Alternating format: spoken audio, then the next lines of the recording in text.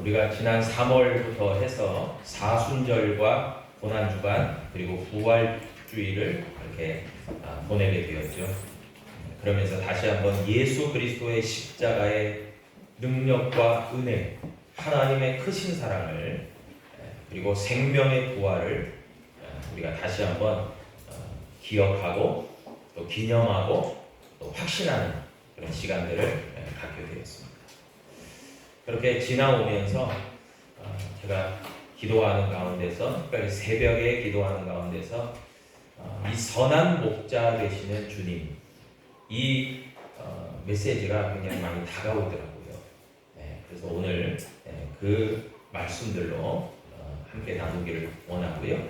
그리고 다음 주일부터는 이제 5월 가정의 달이기 때문에 가정의 달 말씀 시리즈로 해서 5월 달은 진행을 하려고 준비하고 있습니다. 오늘 본문을 통해서 본문을 중심으로 우리의 선한 목자이신 주님이라는 제목으로 말씀을 함께 나누고자 합니다. 여러분 잘 아시는 원래는 소설 그리고 영화 또 그 이상으로도 많이 다뤄졌던 레미제라블, 원래는 프랑스 작가인 빅토르 위고의 원작을 이제 기반으로 다양한 어떤 그런 영화, 연극 그리고 여러 가지들이 이제 만들어지게 되죠.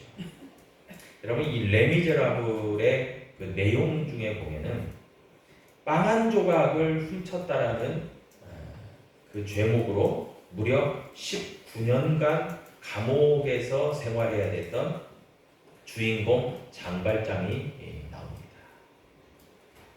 얼마나 억울하겠습니까? 그런데 당시에 그렇게 법이 그랬던 것 같아요. 그래서 이 장발장은 그렇게 혹독한 옥고를 치르고 출소를 하게 됩니다. 그러나 세상은 냉혹하죠. 누구도 그를 반겨주는 이가 없습니다. 그래서 성당에 몸을 이제 숨어 들어가게 되는데, 그리고 은촛대를 하나를 이제 훔치려고 하게 됩니다. 그럴 때 이제 다시금 이제 그 은촛대를 훔쳤다라고 하는 죄로 감옥에 갈 수밖에 없었어요. 그런데 미리엘 주교라는 사람의 이 미리엘 주교가 참 큰 은혜를 베풀죠. 그래서 이 미리엘 주교 덕분에 사실은 이 장발장이라는 인물이 낙심한 그런 상황 속에서 이제 감동을 받고 내가 새롭게 잘 살아가야 됩니다. 그런 다짐을 하고 열심히 삶을 살아갑니다. 그래서 지난 과거를 잊고자 이름도 바꾸죠. 그리고 사업가로 큰 성공을 이룹니다. 그리고 급기야는 시장까지 올라갑니다. 이전의 장발장이 아니죠. 아주 저명 인사가 됩니다. 그런데 이 레미제라블의 또 한 주인공이 있죠. 바로 장발장을 끝까지 추격하고 의문을 가지고 죄인으로 만들고자 했던 경찰 자베르가 있습니다. 그는 장발장의 과거를 다 알고 있었고요. 그리고 큰 사업가에서 시장까지 되었지만 끝까지 추격해서 어떻게든 그의 어떤 가면이라고 할 수 있는 것들을 다 벗겨내고 감옥에 집어넣으려고 애를 씁니다. 그런데 나중에 이 레미제라블의 결말을 보면 장발장의 놀랍게 바뀐, 이전과는 비교가 되지 않는 그런 변화된, 실질적으로 변화된 그런 모습에 이 자베르가 굉장히 감동을 하고요. 그러면서 이제 화해와 용서, 그런 것으로 해피엔딩으로 결말이 내려지는데, 이 레미제라블의 어떤 핵심 메시지가 있겠죠. 바로 용서와 자비 앞에서 결국에는 법과 정의보다도 더욱더 강한 것이 바로 이와 같은 은혜와 사랑이었음을 이제 사람들에게 감동으로 전하는 것. 그것이 레미제라블의 주요 내용입니다. 여러분, 예수님은요 우리를 죄인 취급하지 않으셨어요. 우리가 아직 죄인 되었을 때에부터 하나님의 사랑을 몸소 우리에게 보여주시고 실천하신 분이 예수님이죠. 죄인 때는 우리들을 정말 너무나도 긍휼히 불쌍히 여기시고 정죄하려고 하지 아니하시고 오직 하나님의 사랑과 용서를 베풀어 주셨던 분, 그분이 예수 그리스도죠. 여러분, 그 예수님을 생각하면 우리는 오늘 본문이 이야기하는 요한복음 10장이 이야기하는 선한 목자이신 예수님에 대해서 우리는 다시 한번 확인하게 됩니다. 여러분, 오늘 본문 11절은 다음과 같이 이야기합니다. 나는 선한 목자라. 선한 목자는 양들을 위하여 목숨을 버리거니와 라고 이야기합니다. 여러분, 예수님이 왜 우리에게 선한 목자가 되시느냐? 그것은 예수님은 우리를 위하여 목숨을 기꺼이 버리신 분이기 때문에 그렇습니다. 여러분, 그런데 그 목자 되시는 예수님을 가리켜서 선하신 목자다라고 얘기합니다. 선한 목자다. 여러분, 예수님을 왜 선한 목자라고 합니까? 세상에는 많은 위인들도 있어요. 우리가 잘 아는 훌륭한 인물들이 많이 있습니다. 그래서 우리가 본받고 싶어하는 그런 분들도 많이 있는 것이 맞습니다. 그리고 우리 주위에도 평범하지만 선하고 착하게 살아가는 분들도 참 많아요. 그래도 굉장히 모범적이고 본이 되는 분들이 참 많이 있습니다. 그런데 예수님의 선함은 그런 것과는 질적으로 근본적으로 차이가 있죠.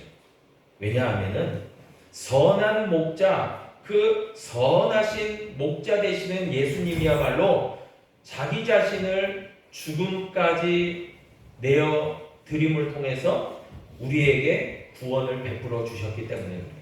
그러니까 목숨까지 내어 주신 분, 우리를 위해서 목숨도 아까워하지 아니하신 분이라는 그런 뜻이 이 선안에 들어가 있는 거죠. 여러분, 11절에 보니까 목숨을 버리거니와 그랬습니다. 여러분, 목숨을 버리거니와에서 이 버리다라는 이 동사가 헬라어, 이 신약 성경 헬라어 원문에 보면 티데미예요. 티데미. 근데 이 티데미라는 그 버리다라는 그 뜻이 어떤 의미가 있냐면 의도성을 가지고 자발적으로 버렸다라는 뜻이 있어요. 그러니까 오늘 본문 말씀 우리가 마지막 구절 18절을 읽었잖아요. 그럴 때 예수님이 뭐라고 말씀하셨습니까? 내가 스스로 버리노라 그러셨죠. 스스로 버리노라 하시면서 나는 버릴 권세도 있고 다시 얻을 권세도 있다. 그러니까 스스로 버리셨다. 티데미. 그러니까 자발적으로 버렸고 스스로 버렸고 의도적으로 버린 거예요. 목적을 가지고 버리신 거예요. 그래서 예수님은요 그렇게 죽음을 맞이하시면서 분명한 목적이 있으셨다는 거예요. 우리를 구원하실 분명한 목적. 그리고 스스로 자발적으로 내어버리셨다는 거죠. 성경에 보면은 대제사장들과 유대 장로들과 그런 바리새인들과 사두개인들과 이런 사람들의 고소와 고발과 빌라도 총독의 어떤 이제 십자가에 내어주신 분명히 그런 과정이 있지만 그러나 예수님은 스스로 그 길을 택하신 분이라는 거예요. 그렇기 때문에 선한 목자라고 이야기합니다. 그래서 오늘 본문에 보면은 선한 목자도 있고 싹군도 있어요. 그런데 싹군과 선한 목자의 특징이 있죠. 선한 목자는 스스로 자발적으로 의도성을 가지고 목적과 계획을 가지고 우리를 위하여 목숨도 내어주시는 그 목자시지만 그러나 싹군 목자는 위험이 찾아왔을 때 양들도 버리고 도망치죠. 전혀 다른 거죠. 그렇기 때문에 예수님이 왜 선한 목자시냐? 우리를 위하여 십자가에 자신을 내어 주셨기 때문에 선한 목자라는 것을 여러분 꼭 기억하시기를 바랍니다. 여러분 또한 예수님이요, 오늘 본문 말씀 14절에 보니까 선한 목자의 특징이 나와요. 그것은 뭐냐면 14절 본문에서 나는 선한 목자라, 나는 내 양을 알고 양도 나를 안다 라고 이야기하고 있어요. 여러분, 선한 목자의 특징은 그 주님 대신 선한 목자이신 주님은 양인 우리들을 너무나도 잘 아신다는 거예요. 우리가 CCM 찬양 가사에도 내 이름 아시죠? 라는 그 찬양이잖아요. 주님은 내 이름을 아십니다. 내 이름을 부르십니다. 그것은 무슨 뜻이 있습니까? 주님은요, 우리의 처지와 형편을 너무나도 잘 아신다는 거예요. 우리의 마음과 생각과 중심을 잘 아신다는 거예요. 왜 그럴까요? 여러분, 토기장이가 토기를 만들기 때문에 토기가 어떤 용도로 쓰이고 어떤 형태로 만들어지고 다 아는 거죠. 그렇기 때문에 하나님 되시는 예수님은 우리를 다 아신 바 되시는 거예요. 그래서 우리를 만드신 분이기 때문에 우리를 너무나도 잘 아시고 우리의 이름까지도 아시고 우리의 성격도 아시고 우리가 뭘 추구하는지도 아시고 우리의 처지와 형편도 아시고 다 아시는 거예요. 하나님 되시기 때문에. 여러분, 시편 139편 1절에 보니까요, 다음과 같이 말합니다. 여호와여, 주께서 나를 살펴보셨으므로 나를 아시나이다. 그렇게 시편 저자가 고백합니다. 여러분, 주님은요, 늘 눈동자와 같이 우리를 주목하시고 바라보시고 지켜보시는 주님. 제가 이제 어린 저희 아들이 상당히 아기였을 때 이제 미국 유학을 가서 이제 이렇게 있는데 그 학생 기숙사에 캘리포니아가 굉장히 뜨거워요, 날씨가. 그래서 반드시 있는 것들이 이 풀장이 있어요. 풀장이 개인주택에도 있고 아파트 같은 데들도 풀장들이 다 있어요. 없는 데가 없어요. 그런데 거기에 보면은 항상 몇 세 미만의 아이들은 부모가 반드시 지켜보고 있어요. 그게 노티스, 경고로 다 돼 있어요. 규칙으로. 그래서 몇 세 이하의 아이들이, 몇 세 미만의 아이들이 부모의 동행함이 없이 그 풀장을 사용했다? 이게 노티스가 돼요. 그래서 뭐 어떻게 보면 굉장히 규칙 위반. 그래서 항상 스스로 뭔가를 할 수 없는 그 유아들, 그 어린 아이들은요, 자기네들끼리 막 놀면서 그 풀장을 이용할 수가 없어요. 그게 딱 규정이 되어 있어요. 항상 지켜보는 거죠. 어떻게 위험에 빠질 수 있기 때문에 말이에요. 왜냐하면 그 풀장의 수심이 굉장히 깊어졌습니다. 그러니까 얼음 풀장들이 많기 때문에 그런 것을 이제 규정해 놓다. 그럼 마찬가지예요. 우리는요, 때로는 양이에요. 왜 주님이 우리의 목자가 되십니까? 우리는 양 같아요. 양의 뭐 특징을 많이 이야기해서 더러 많이 아실 겁니다. 양들은요, 특징이 있어요. 시력이 안 좋아요. 그래서 목자가 인도하는 대로 갑니다. 멀리 볼 수가 없어요. 가까이 있는 것밖에 못 가요. 그래서 목자들이 늘 인도하고 가는 거예요. 그러니까 시력이 안 좋은 양들은 앞에 가는 양들을 쫓아가는 거예요. 그리고 맨 선두에는 목자가 가는 거죠. 그렇게 가는 거예요. 시력이 안 좋아요. 두 번째 특징이요, 양들은 한번 넘어지면은 스스로 일어나기가 어려워요. 그래서 목자가 늘 일으켜 주는 거예요. 그렇게 뒤뚱뒤뚱 걷다가 넘어지면은 쉽게 못 일어나요. 자기 몸무게를 못 이겨요. 그런 특징들이 있습니다.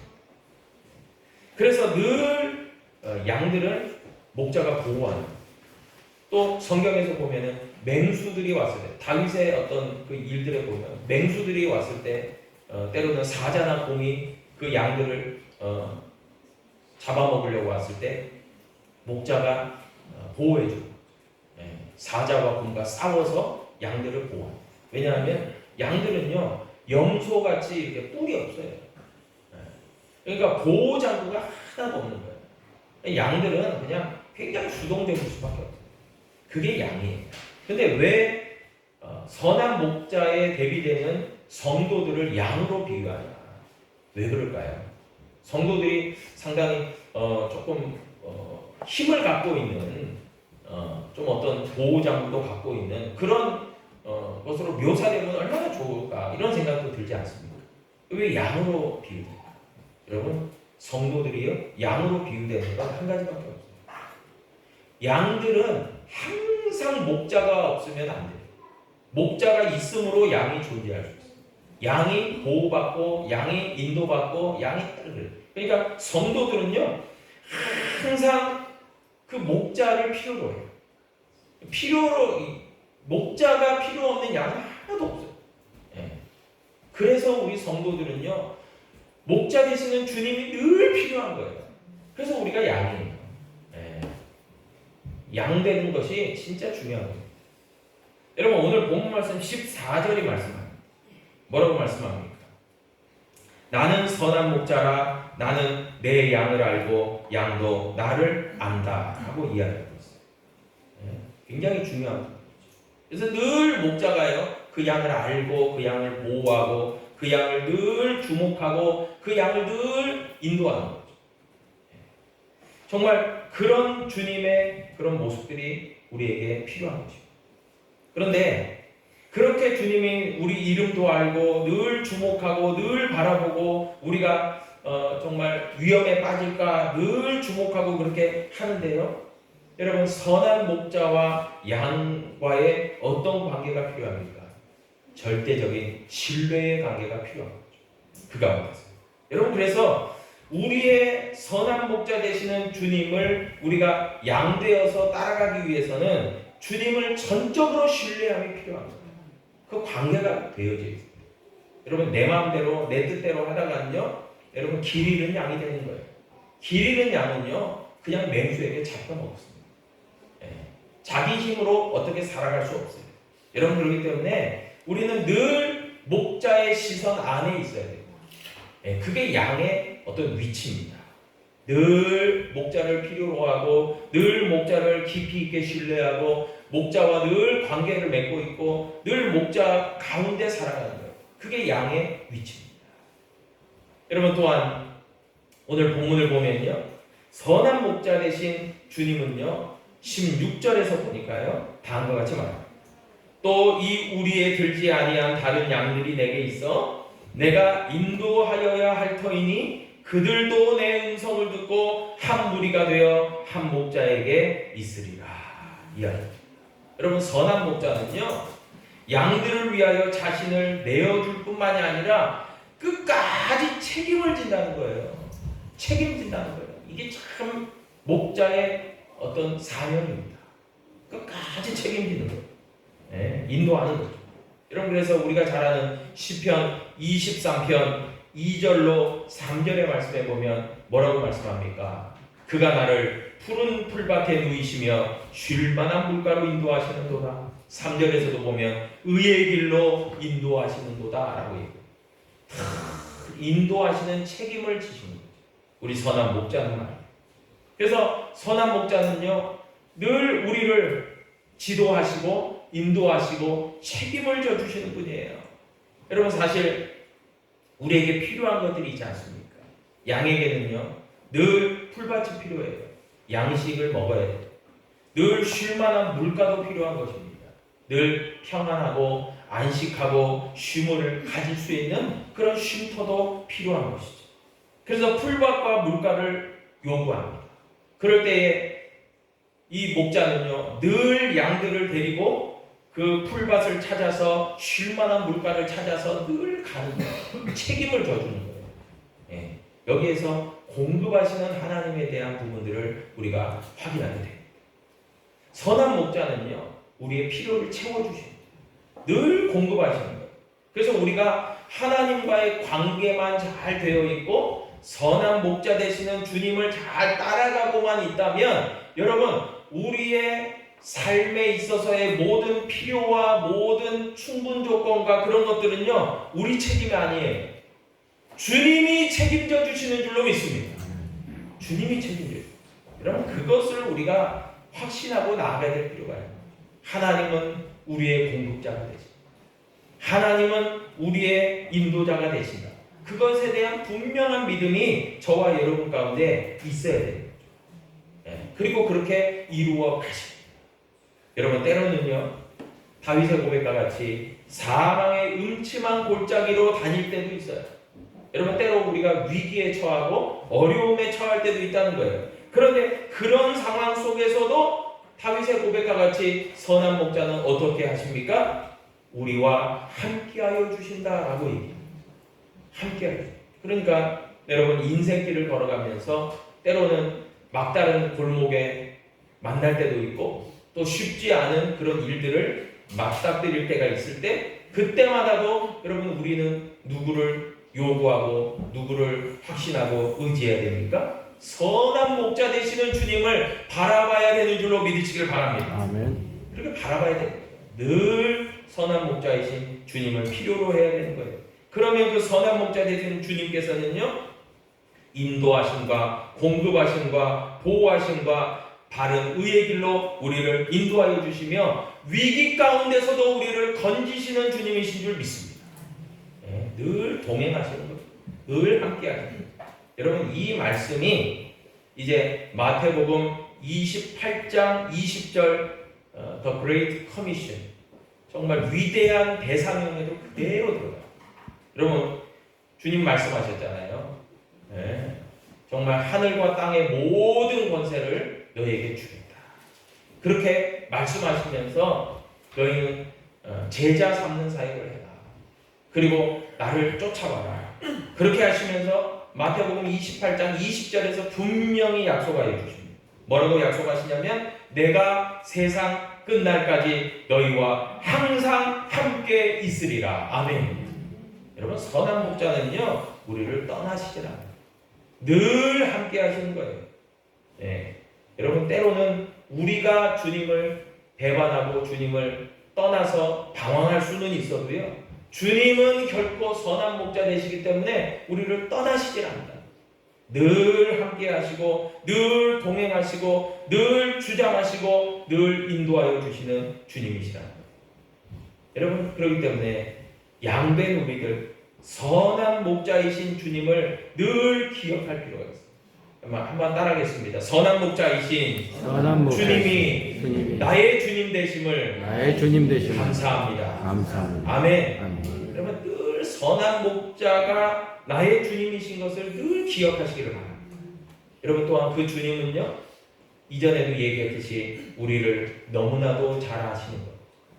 왜요? 우리와 깊은 신뢰의 관계를 맺고 있기 때문에 그렇습니다.